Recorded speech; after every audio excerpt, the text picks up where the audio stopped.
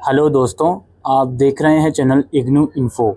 आज मैं आप लोगों के सामने इग्नू का एमपीएस फर्स्ट ईयर का एक सब्जेक्ट है MPS 002 international relations theories and problems.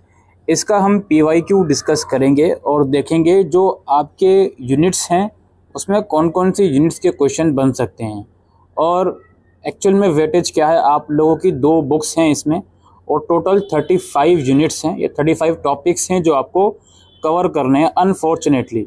अब अनफॉर्चुनेटली इसलिए बोला जा रहा है दोस्तों क्योंकि सिलेबस, मैं ये समझता हूँ बहुत ज़्यादा सिलेबस है। इतना ज़्यादा सिलेबस मेरे हिसाब से नहीं होना चाहिए।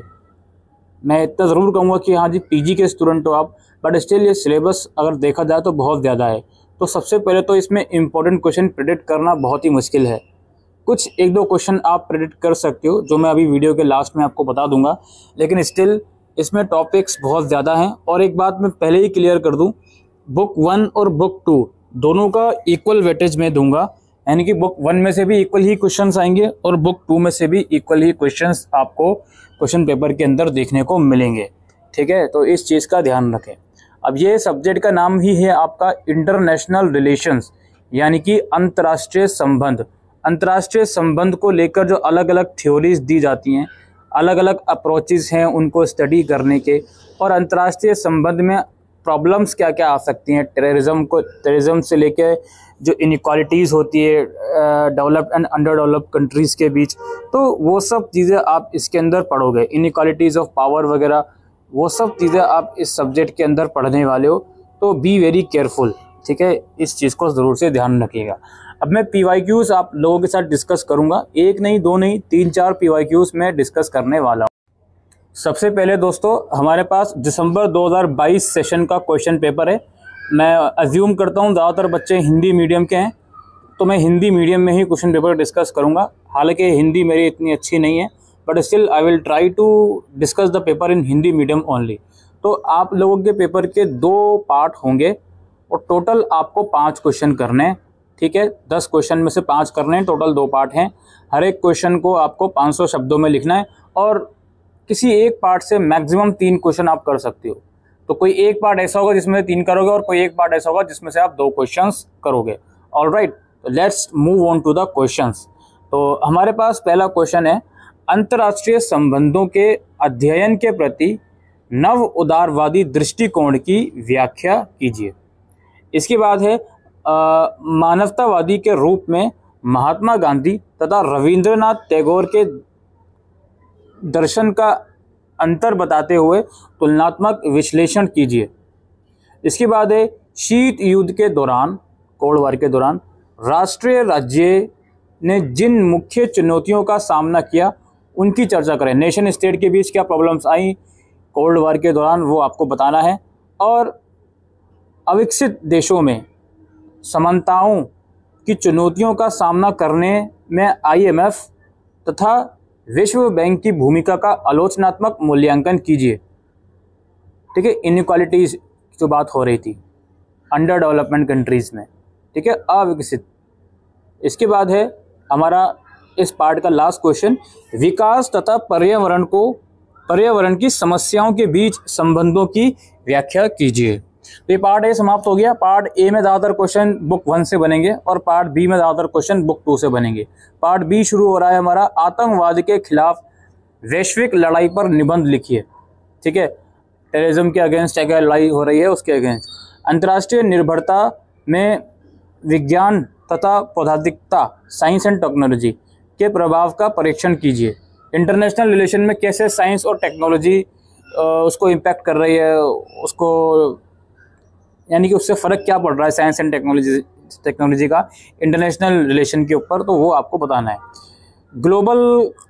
ग्लोबल कॉरपोरेटिज्म से आप क्या समझते हैं, राज्यों की संप्रमुखता पर इसका प्रभावों का वर्णन कीजिए। अगेन ये बुक 2 में से आपका क्वेश्चन बना हुआ है।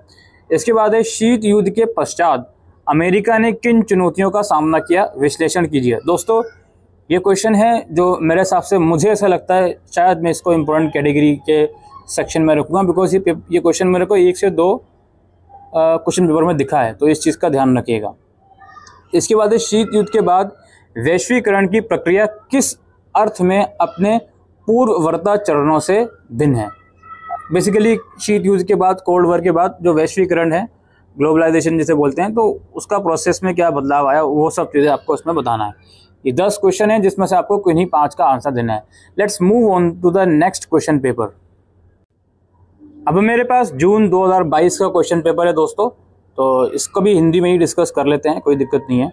पेपर का पैटर्न तो सेम है, तो वो आई डोंट थिंक कि आपको बताने की ज़रूरत है। अंतर्राष्ट्रीय संबंधों की प्रमुख अवधारणाओं की चर्चा कीजिए। ठीक है भाई, तो क्या है पहला क्वेश्चन, की कॉन्सेप्ट ऑफ इंटरनेशनल रिलेशंस। इसके बाद है critically examine the Marxist approach to international relations, यानी कि जो अंतर्राष्ट्रीय संबंधों के मार्क्सवादी दृष्टिकोण का आलोचनात्मक परीक्षण कीजिए। इसके बाद है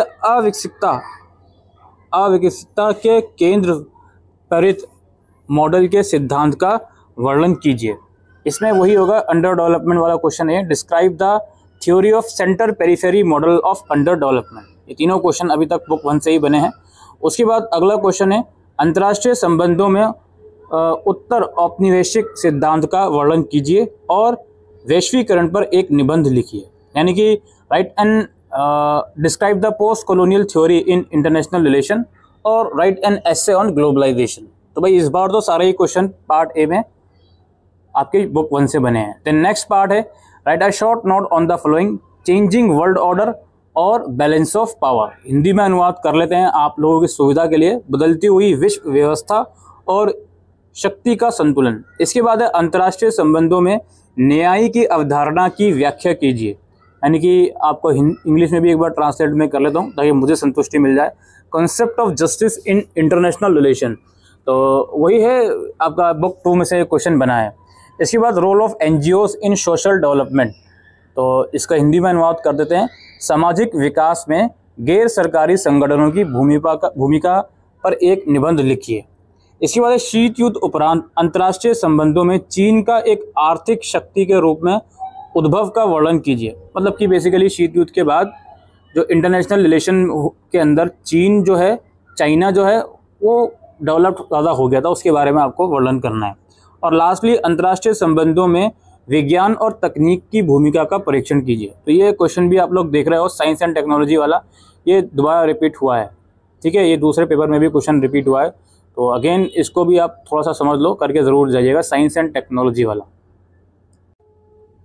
इसके बाद हमारा दोस्तों नेक्स्ट पेपर है अब दिसंबर 2023, यानी कि ये बिल्कुल लेटेस्ट पेपर है, क्योंकि जून 2024 सेशन के एग्जाम होंगे अब, तो ये प्रीवियस सेशन का ही पेपर में डिस्कस कर रहा हूँ अब। तो इसके अंदर क्या है जी, इसके अंदर है critically examine the feminist view of states and its relevance to international relation. Hindi में अनुवाद कर लेते हैं आप लोगों के लिए, राज्य के नारीवादी दृष्टिकोण और अंतर्राष्ट्रीय संबंधों के लिए इसकी प्रासंगिकता का समालोचनात्मक परीक्षण कीजिए। उसके बाद है अल्प विकास से किस प्रकार भिन्न है। अल्प विकास से किस प्रकार भिन्न है। अल्प विकास के सिद्धांत की मूलभूत विशेषताओं की चर्चा कीजिए। इंग्लिश में ट्रांसलेट में कर लेता हूँ। इसमें यह है कि how is under development different from development, discuss the basic features of theory of under development. उसके बाद है examine the north south divide in global environmental crisis. इसका मतलब है कि वैश्विक पर्यावरण संकट पर उत्तर दक्षिणी विभाजन की जांच कीजिए। इसके बाद है क्षेत्रीय सहयोग के लिए एशिया और अफ्रीकी दृष्टिकोण की व्याख्या कीजिए। अंतर्राष्ट्रीय शक्ति और सुरक्षा के लिए शीत युद्ध के बाद की चुनौतियों का विश्लेषण कीजिए। कोल्ड वॉर वाला क्वेश्चन दोस्तों हर एक क्वेश्चन पेपर में अब तक मैंने देखने को मिला है। कोल्ड वॉर से रिलेटेड जो अलग अलग उसके बाद जो चीज़ें हुई अलग अलग कंट्रीज़ के संदर्भ में, चाहे वो चाइना हो गया, यूएस हो गया, तो कोल्ड वॉर के इर्द गिर्द जो क्वेश्चन हैं वो हर एक यूनिट में बन रहे हैं। इस चीज़ को ज़रूर से आप लोग ध्यान में रखते हुए चलिएगा। इसके बाद पार्ट बी शुरू होता है, हस्तक्षेप से क्या तात्पर्य है। हस्तक्षेप के 3 अलग अलग किस्मों का वर्णन कीजिए। इसका मतलब क्या होता है भाई, हस्तक्षेप का मतलब तो में भी सिग्नेचर होता है, देख लेते हैं। What is meant by intervention, हस्तक्षेप इंटरवेंशन होता है, सॉरी। और describe 3 distinct feature of the same. Unit 2 में से बुक 2 में से क्वेश्चन आया है। How is international terrorism different from cross border terrorism, explain with example. वो कहते हैं ना कि बॉर्डर पर दूसरी कंट्री के आर्मी वालों ने, मैं आर्मी वाली बोल रहा हूँ लेकिन वो लोग कुछ और इस्तेमाल करते हैं, बट उन्होंने हमला कर दिया। तो क्रॉस बॉर्डर टेररिज्म और इंटरनेशनल टेररिज्म दोनों में फ़र्क क्या है वो आपको बताना है। Describe the current status of the US in world hierarchy of power. भाई यूएस का क्या स्टेटस है करंट में, अगर हम पावर की उसमें बात करें तो। How is mean by diaspora, how does it promote transnational movement. इसके बाद है explain the term ethnicity, discuss the reason for the increase in ethnic movement in post war years. Hindi में अनुवाद कर लेते हैं आपका, ये रहा। निर्जातियात शब्द की व्याख्या कीजिए। युद्ध के बाद के वर्षा में निर्जातियात आंदोलनों में वृद्धि के कारणों की चर्चा कीजिए। और जो 9th क्वेश्चन था आपका, डायस्पोरा का क्या अर्थ है, ये परराष्ट्रीय आंदोलनों को कैसे बढ़ावा देता है। ऑलराइट, तो ये इस तरह की चीज़ें आप लोगों को देखने को मिलेंगी। और दोस्तों एक पेपर और मैं आपके साथ लास्ट में डिस्कस करना चाहूँगा जो कि जून 2023 का है। इसमें यह है की थीम्स ऑफ पोस्ट मॉडर्निज्म, ठीक है। Analyse the Asian and African approaches for regional cooperation, how do they differ from each other, explain relocation of the idea of middle power and emerging power। Hindi में हम आपको लिए चलते हैं। उत्तर आधुनिकवाद post modernism के प्रमुख विषयों का वर्णन कीजिए। क्षेत्रीय सहयोग के प्रति एशियन तथा अफ्रीकन दृष्टिकोण का विश्लेषण कीजिए, ये दोनों एक दूसरे से कैसे भिन्न हैं। और सैद्धांतिकता तौर पर मध्य शक्ति यानी कि मिडल पावर तथा उभरती हुई शक्तियां यानी कि इमर्जिंग पावर का विश्लेषण कीजिए। 4th क्वेश्चन है नई विश्व व्यवस्था के भारत के लिए क्या निहितार्थ हैं, इन परिस्थितियों में क्या क्या विकल्प मौजूद हैं। प्रत्यक्ष विदेश निवेश FDI तथा पोर्टफोलियो निवेश पोर्टफोलियो इन्वेस्टमेंट में क्या अंतर है। भाग 2 शुरू होता है मल्टी एथनिक समाजों के संदर्भ में आत्मनिर्णय की अवधारणा का आलोचनात्मक विश्लेषण कीजिए।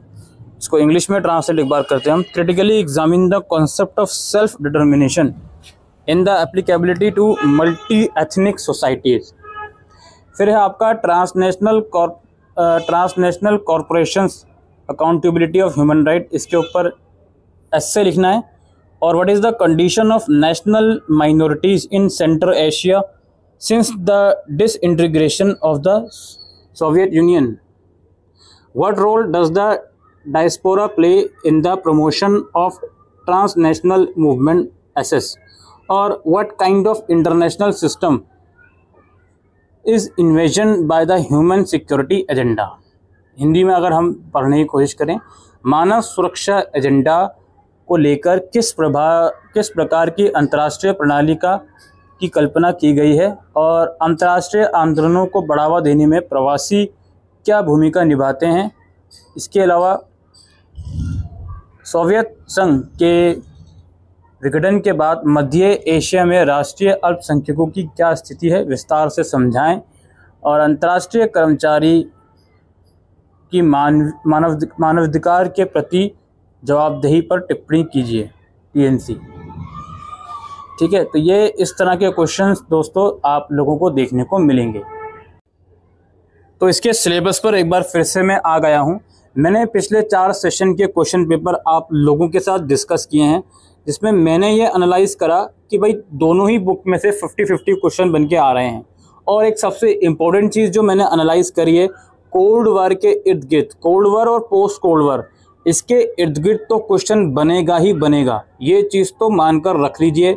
दूसरी चीज़ यहाँ पर दोस्तों ये है कि ये जो आपके मार्क्सिस्ट या फिर रियलिस्ट ये जो अप्रोचेस हैं, इनमें से भी एक ना एक अप्रोच आपका उठकर आ सकता है पेपर में। इस चीज़ को भी आप लोग ध्यान में रखते हुए चलिएगा, ठीक है।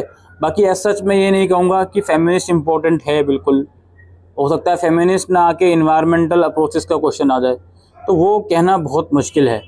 एशिया अफ्रीका का क्वेश्चन इसमें देखने को मिला हुआ है। आप लोग के सामने जो टॉपिक्स हैं, ज़्यादातर टॉपिक्स पेपर्स में देखने को मिल ही रहे हैं हर एक सेशन बर सेशन। तो कुछ नहीं कहा जा सकता। बाकी ये है कि कुछ लीस्ट इम्पोर्टेंट टॉपिक हो सकते हैं, जैसे रीजनल ग्रुपिंग, इकोनॉमिक सिक्योरिटी, ठीक है। इमर्जिंग पावर का तो क्वेश्चन आएगा ही, आ सकता है, ज़्यादा इंपॉर्टेंट है emerging power. India in the new global order, ये भी 2 बार क्वेश्चन देखने को मिला है ये वाला भी, तो इसको भी आप लोग देख लीजिएगा।